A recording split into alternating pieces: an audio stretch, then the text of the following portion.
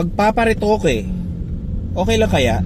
Sa panahon ngayon, parang normal na lang yung mga ganyan. Nose job, fillers, skin treatments, contouring, and enhancements. Di ako familiar sa mga terms na yan eh.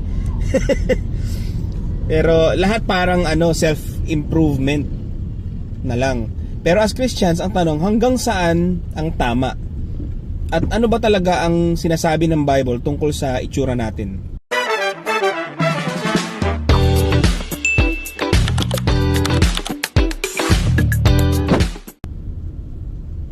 Today pag-uusapan natin ito ng honest pero grounded pa rin sa Word of God. Syempre, hindi judgmental, hindi rin pabaya sa truth. Okay, so let's start. Unang dapat malinaw, God cares more about the heart than appearance. Sa 1 Samuel 16:7, sabi ni Lord kay Samuel, "For the Lord sees not as man sees. Man looks on the outward appearance, but the Lord looks on the heart."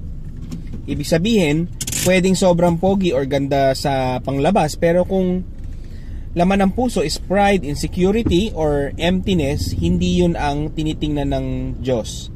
At kabaligtaran din, pwedeng simple lang sa paningin ng tao pero deep, faithful, at surrendered sa kay God. Usually kasi insecurities, kaya ganyan. Pero hindi rin natin dapat i-ignore na may care si God sa katawan din natin, di ba? Psalm 139:14, "I praise you, for I am fearfully and wonderfully made. Wonderful are your works, my soul knows it very well." So malinaw, hindi ka accident, hindi ka kulang, hindi ka need ayusin ang mundo para maging acceptable. You are designed by God, and that alone already gives your body dignity. Pero ngayon, balik tayo sa rhetoric question. May iba kasi na ginagawa yan dahil sa health reasons. Reconstructive surgery after accident, birth defects, or medical needs. Iba yon at hindi yon usually ang issue. Ang tanong talaga is cosmetic enhancement. Ginagawa ba siya out of insecurity, comparison, or pressure? Kasi doon pumapasok ang deeper issue, identity. Sa 1 Corinthians 6:19-20, "Do you not know that your body is a temple of the Holy Spirit within you?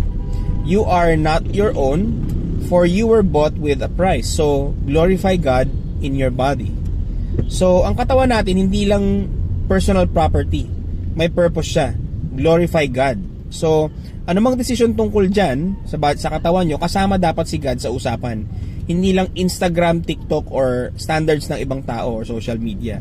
Minsan kasi honest tayo, hindi naman talaga, if we're going to be honest, hindi naman talaga self-love agad ang motivation. Minsan gusto ko lang maging acceptable, or para magustuhan ako ng tao, or kasi lahat ginagawa na.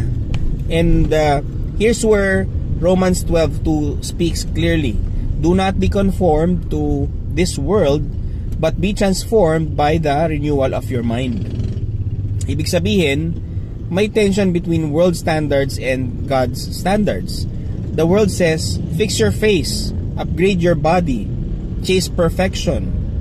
God says, renew your mind, root your identity in Him. Now, hindi rin natin dapat gawing legalistic yan na parang bawal ka na magpaganda forever. Hindi ganon. That's not the point.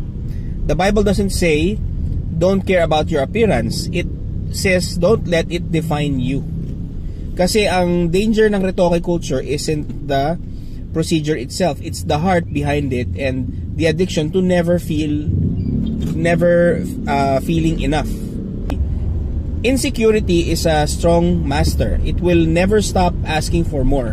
Kahit maganda ka na, may papakita pa rin yan na flaw, insecurity eh. Kahit maayos ka naman, may comparison pa rin. That's why identity in Christ matters. Kasi kung si God ang basihan mo, hindi ka madaling ma-shake ng standards ng mundo. Another angle, stewardship. Diba, binigay sa iyo ni Lord yung katawan mo. We are allowed to take care of our selves. Grooming, skincare, exercise, those are forms of stewardship. But stewardship is different from obsession. Stewardship enhances what God gave. Obsession replaces God's design with human dissatisfaction. So tanong, ginagawa ba yan to honor God and feel healthy and confident, or ginagawa ba yan kasi hindi ako enough kung hindi ko to gagawin? Kasi doon nagkakaiba. Nandun ang danger.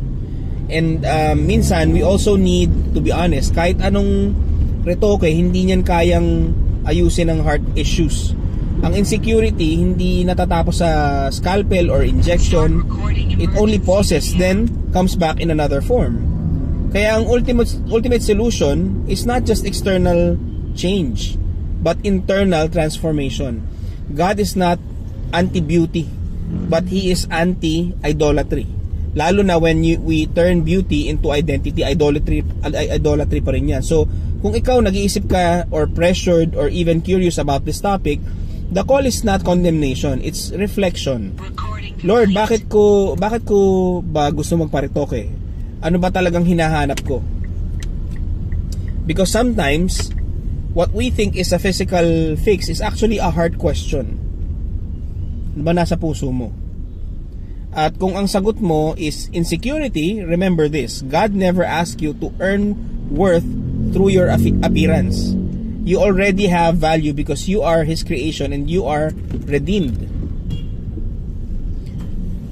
And let's be real, the world will always change beauty standards. Today, it's yung pwedeng nose shape, di ba? Tomorrow, it's another body trend. But God's love and truth do not change. Short reminder verse from Galatians 1:10. For am I now seeking the approval of man or of God? Or am I trying to please man? That hits hard because at the end of the day, someone will always have an opinion about how you look, but only one opinion lasts eternally, God's. So, balik, pagpaparitoke, okay lang kaya? The answer is not a simple yes or no. It depends on the heart, the motive, and where your identity is anchored.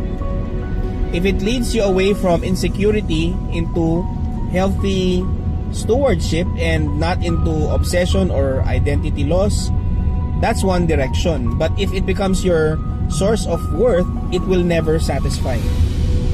At the end of the day, the goal is not perfection in the mirror, but peace in Christ. Let's pray. Lord, thank you for creating us with purpose and value. Help us not to be controlled by insecurity or the standards of this world. Teach us to see ourselves through your eyes and guide our decisions about our bodies and wisdom.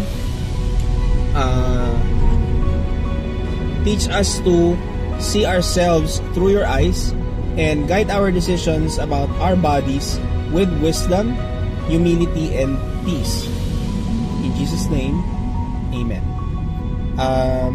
Yun lang po. And if this message has blessed you, please like and share, and remember to turn from your sins, trust in Jesus alone for your salvation, not in your good works, and He will transform your life. God bless everyone.